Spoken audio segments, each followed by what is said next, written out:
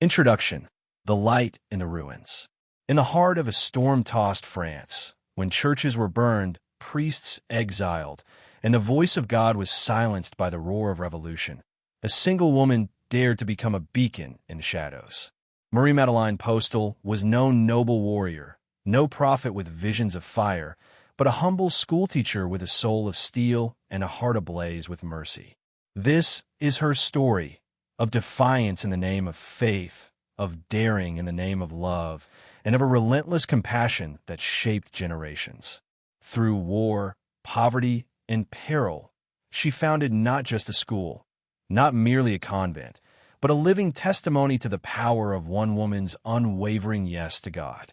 Let us now walk through the ruins of empires and into the miracle of mercy, guided by the footsteps of Saint Marie-Madeleine Postel. Chapter 1: The Village Girl and the Hidden Flame.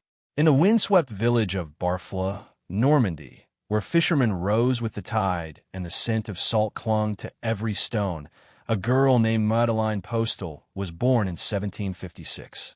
From her earliest days, she was drawn not just to the sea or the soil, but to the silence of prayer and the light of faith.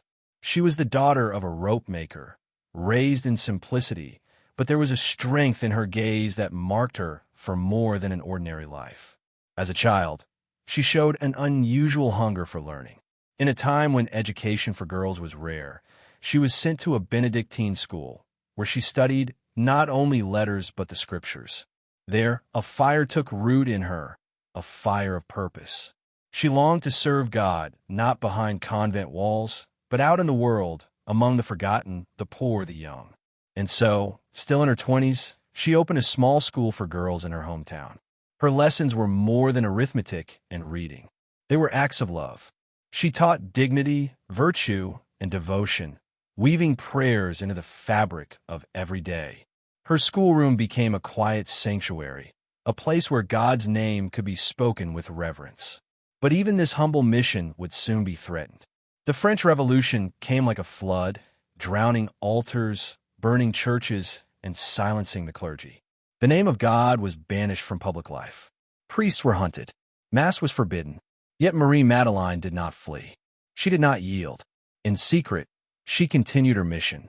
She welcomed children into her classroom under the watchful eye of a government that distrusted the church. She taught by day and served the persecuted by night. In barns and cellars, she had outlawed priests. Her home became a hidden chapel, and beneath her cloak, she carried the Eucharist to the faithful who dared to gather. She walked roads where spies lurked and soldiers patrolled, holding nothing but a rosary and a prayer. Her courage was quiet, but unshakable. Though many around her fell into fear or despair, she remained a living flame, small but undying. When the violence of the revolution finally began to wane, Marie-Madeleine emerged not defeated, but refined by fire. She had protected not only her own faith, but the seeds of hope in others. The schoolteacher of Barfleur had become a guardian of the light. This was only the beginning. God was preparing her for something greater, not merely to teach in a classroom, but to found a community that would bring mercy and education to the forgotten corners of the world. The village girl had carried the flame through the storm, and now she was ready to let it shine. Chapter 2: The Call Beyond the Ashes. In the wake of the revolution, France lay wounded. Churches stood abandoned, crosses broken, and hearts hollowed by years of fear. But among the ruins, Marie-Madeleine saw not only what had been lost, but what could still be rebuilt. The land was dry and cracked, but she carried living water. She was no longer young, but her spirit burned with a fire untouched by age. Though she had weathered danger and secrecy, her mission had only grown clearer: to raise a generation rooted in mercy, truth, and God.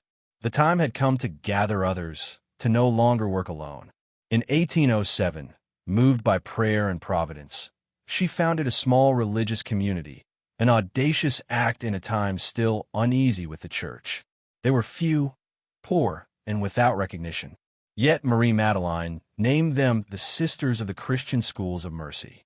Their purpose was simple: to teach, to serve, and to love in Christ's name. Their first convent was no palace. It was an abandoned monastery in the village of Saint-Sauveur-le-Vicomte, cold, crumbling, and overgrown. Windows shattered, walls damp, rats scurried in the corners. But where others saw ruins, she saw a sanctuary. She walked the empty halls and whispered, "This will be our home." Brick by brick, they restored it. And as they rebuilt stone, they rebuilt souls. Orphans, poor children, and forgotten girls began to arrive. The sisters taught them to read, to pray, to dream. They fed the hungry and tended the sick. And always, Marie-Madeleine led by example. First to rise, last to sleep, sweeping the floors with the same devotion she gave the Eucharist. But the road was not easy. Illness struck. Money vanished.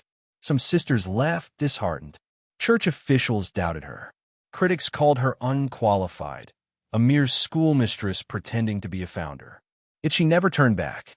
She believed, with unshakable faith, that God had chosen her, not for greatness, but for faithfulness. She prayed constantly, "Lord, this is your work. If it must fall, let it fall into your hands." But it did not fall. It grew. By the time she was in her 60s, the sisters were multiplying. New houses opened. More children were taught. What began as one woman in the shadows of revolution had become a beacon of mercy across Normandy. The light was spreading. Marie-Madeleine never claimed glory. She never wrote long treatises or sought the spotlight.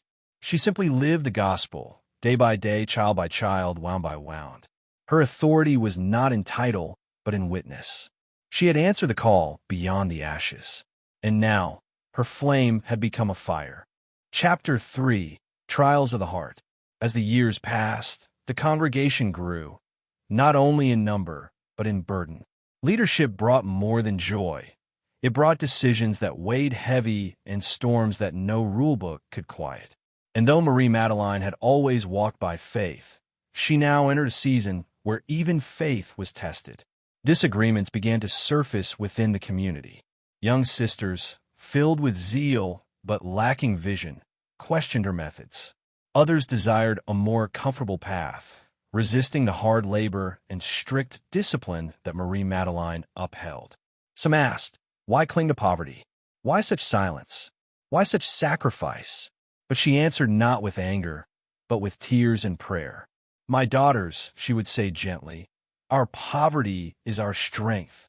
Our silence is where we hear God. Our sacrifice is the seed of His mercy." Still, the murmurs grew. There were moments she wept alone in the chapel, laying her head before the tabernacle, whispering, "Lord, if I must lose all, but still have you, it is enough." And once again, heaven answered not with thunder, but with quiet perseverance. She wrote letters of encouragement, offered counsel to the weary, and never stopped working alongside her sisters. Even in her old age, she scrubbed floors, tended gardens, and taught lessons. Her leadership was forged not in command, but in love. Slowly, the storm within the community settled. Those who remained were purified by the fire, just as she had been. Outside the convent walls, new trials came. Epidemics ravaged towns. War returned. Poverty deepened. But wherever there was suffering, the Sisters of Mercy stepped in. Their founder had taught them not to seek comfort, but to become vessels of healing. And so, they entered homes of the sick, taught in broken-down schools, and comforted the dying with prayers whispered like lullabies. Marie-Madeleine, now frail in body but fierce in soul, became a legend to many. But she never sought that role. She preferred to call herself simply the servant. She reminded her sisters constantly, "We are not here to be admired. We are here to disappear into God's will." Her humility was the root of her power. She led not with speeches, but with silence, not with ambition, but with compassion. And so her mission endured, not by force, but by fidelity. In the trials of the heart, she was not broken. She was made unbreakable. Chapter 4, The Hidden Miracles. Marie-Madeleine never worked for signs or wonders. Her miracles were quiet, born in kitchens and schoolrooms, in whispered prayers and trembling hands. But heaven, watching her faithfulness, did not remain silent. One day, during a winter of bitter cold, the convent cellar stood empty. There was no flour, no oil, no wood for heat. The sisters, pale with hunger, looked to their foundress.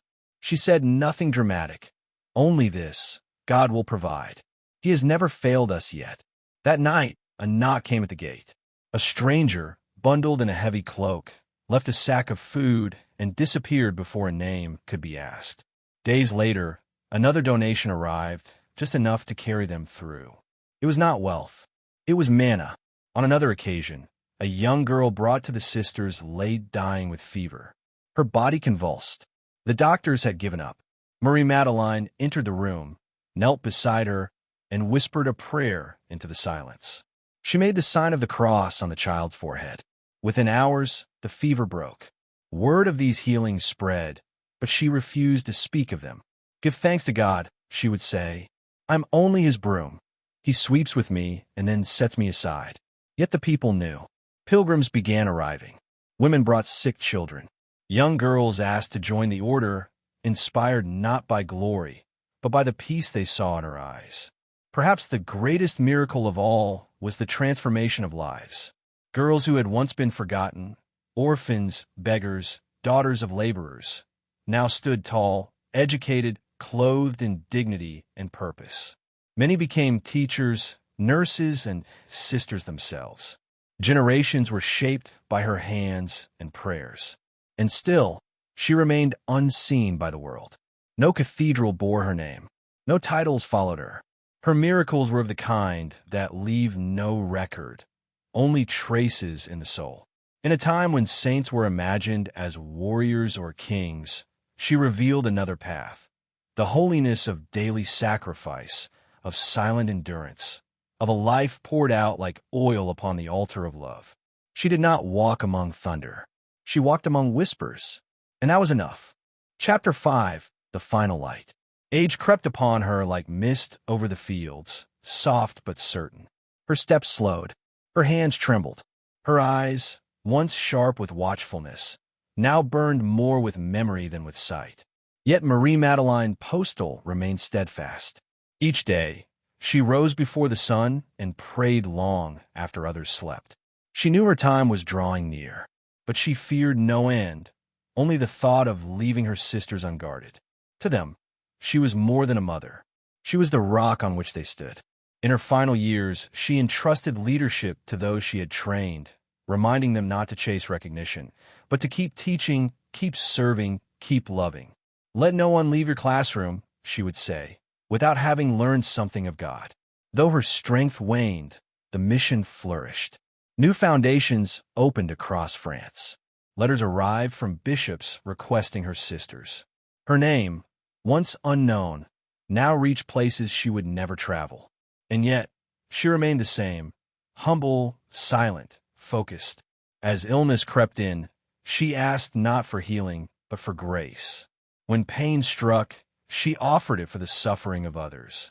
Her prayers became deeper, more luminous, and her sisters often found her in quiet ecstasy before the blessed sacrament, as if already parting the veil between earth and eternity.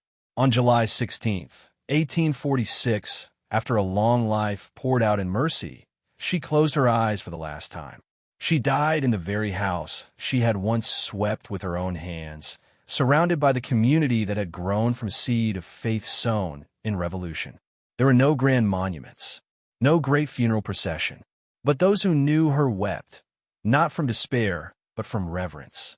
They knew a light had gone out in their midst, but the flame did not die. It spread. Years later, her life would be examined, her deeds recorded, her holiness recognized by the Church.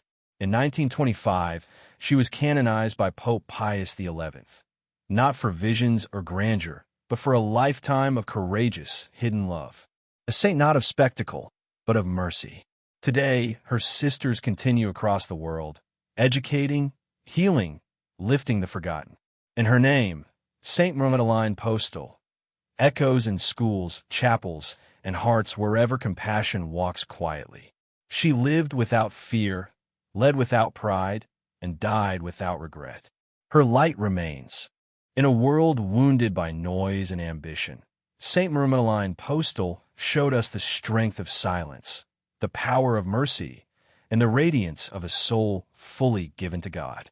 Her legacy is not carved in stone, but in lives transformed by her faith. May her story awaken in us the courage to serve, the humility to love, and the fire to believe, even in the smallest acts. Thank you for joining us on this journey. If her life touched your heart, we invite you to explore more of our stories of faith and light. Subscribe, share, and stay with us as we continue to tell the tales of the saints, those hidden heroes of heaven. Until next time, may peace walk with you.